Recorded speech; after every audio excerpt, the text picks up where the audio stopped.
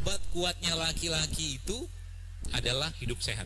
Jadi kalau Anda pengen memuaskan istri Anda, maka hiduplah sehat. Maka insya Allah nanti istrinya bisa puas. Kenapa? Banyak, Bapak Ibu pernah baca surveinya kan? Banyak perceraian terjadi karena ketidakpuasan pasangan loh. Suami tidak bisa memuaskan istri, istri juga tidak bisa memuaskan suami. Banyak kayak begitu. Balik-baliknya gara-gara apa? Gara-gara tadi makanan salah satunya. Laki-laki yang maaf perutnya buncit ya, kemampuan seksnya pasti menurun. Maaf nih. Datanya begitu. Pasti menurun. Ibu-ibu yang lemaknya banyak akan jadi frigid, susah terangsang. Ini bahasa medisnya gitu lah ya. Makanya kayak begini nih harus sinergi suami sama istrinya. Kenapa saya senang dan banyak jamaah saya itu kebanyakan ibu-ibu.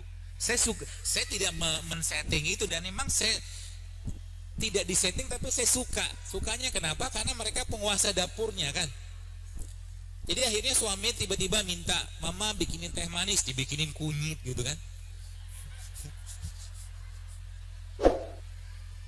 Umi gitu kan, tolong bikinin kopi, sama Uminya dibikinin jahe. Bagus. Tanpa sadar suaminya jadi sehat. Dan akhirnya gara-gara itu apa? Mereka jadi lebih senang berpuasa. Anggaran rumah tangganya turun.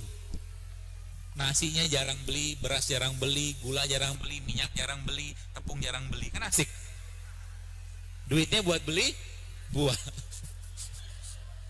Nah kalau udah bener nanti ininya, mata sama otaknya udah bener gitu kan, bener versinya ala-ala saya gitu kan, maka nanti Bapak sekalian, Anda akan lebih berbinar-binar datang ke pasar tradisional yang di situ dijualan rempah, rimpang, berbinar-binar banget. Itu kalau sudah kembali ke jalan yang benar.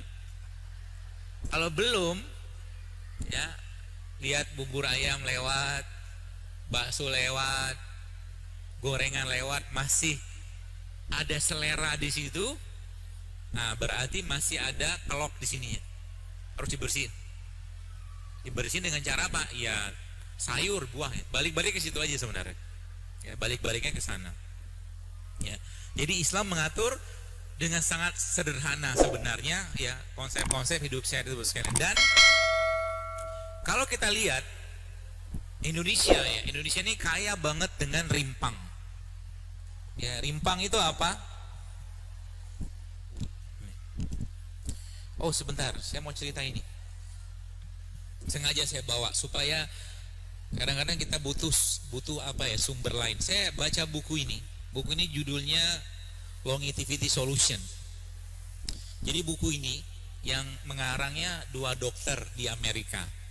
Namanya Dr. James Dinnick sama Jason Fung. Buku ini menceritakan tentang riset mereka, tentang klinik mereka yang mereka mengobati orang-orang sebagian besar itu diabetes dengan apa? Dengan puasa. Dan puasa yang mereka pakai itu puasa-puasanya Islam. Daud dia sebutnya alternate day fasting. Puasa Daud, kemudian dia 5-2 fasting. 5-2 fasting itu 5-2, berarti Senin Kamis. Kemudian 3 days a month. Dan yang menariknya banyak orang-orang yang dia ada testimoninya di sini juga ada. Ini versi Indonesianya. Complete Guide of Fasting. Panduan hidup sehat berpuasa. Jadi ada orang yang 20 tahun pakai insulin bisa bebas insulin dengan berpuasa. Masya Allah. Itu saya katakan tadi, umat Islam ini harusnya kita menjadi umat yang paling sehat sebenarnya. Kalau ngikutin sunnahnya Nabi gitu loh. Lagi waktunya puasa, nggak usah makan banyak atau nggak usah makan sekalian. Waktunya makan ya makan. Ya seperti itu. Dan tadi kembali ke itu bos sekalian, Indonesia kaya dengan rimpang. Indonesia kaya dengan rimpang. Rimpang tuh kayak begini nih rimpang. Ya, salah satunya kunyit. India merupakan salah satu negeri atau negara yang paling tinggi angka penduduknya kan. Kenapa? Karena rahim wanitanya subur-subur. Iyalah, apalagi.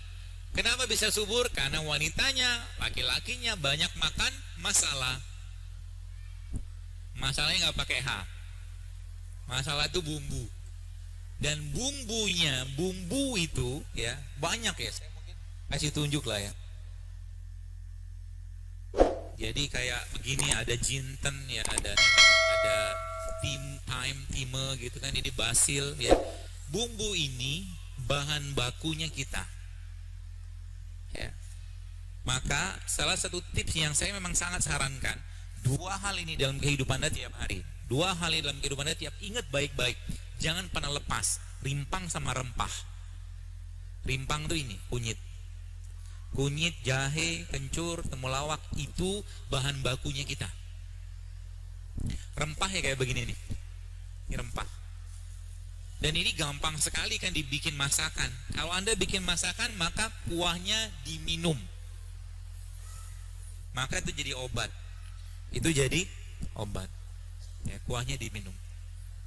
Dan ibu-ibu mulai sekarang, saran saya, kalau Anda pengen menyehatkan keluarga, khususnya suami di rumah, maka jangan kasih santan ke suami mulai sekarang.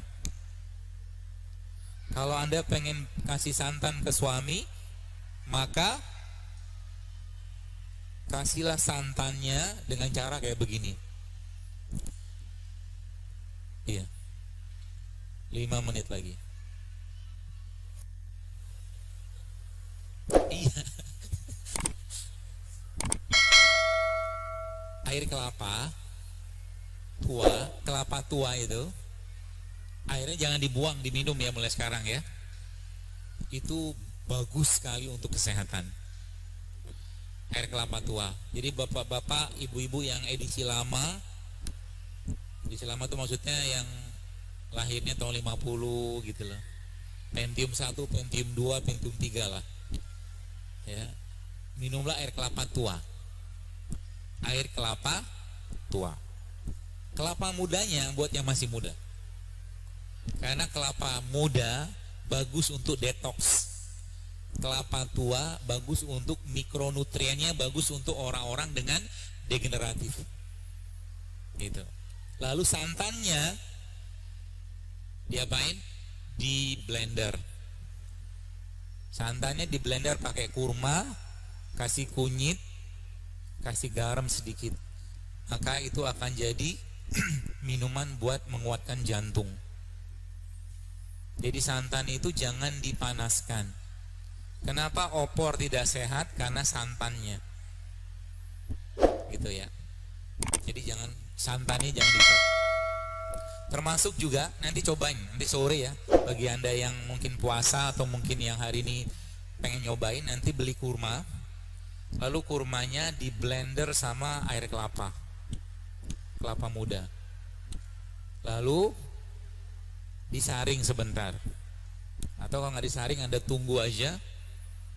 Itu akan jadi detox yang paling baik untuk pencerahan kita. Air kelapa muda di blender sama kurma. Ya. Murah kan? Murah. Beli air kelapa paling 5.000 lah, 10.000. Ya. Beli kurma mungkin yang box kecil ya, saya kira mungkin 10.000, 20.000 dapat sih, insya Allah. Ya, seperti itu.